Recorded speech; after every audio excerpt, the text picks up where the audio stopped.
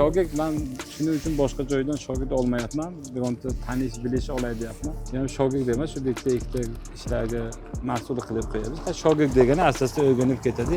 Hozir ko'p shogirdlar birdan talabi ko'p narsa, pul. Birinchi pulga qiziqib kelgan odamlar bilan uzoqqa borib bo'lmaydi. U o'zi uchun yaxshi emas. O'zi ko'p narsani o'rganmaydi. Faqat shu xayoli pulini olyapti bo'ldi. Nega asosiy narsa pulku o'zi?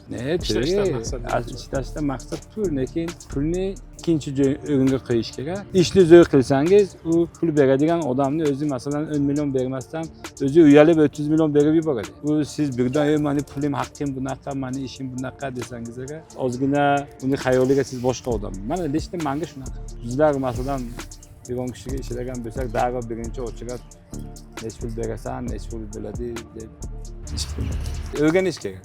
Bu yosh bolami, katta bolami, ba'zilar men sizga yosh bolami ish o'rganaman deydi. O'rganish kerak.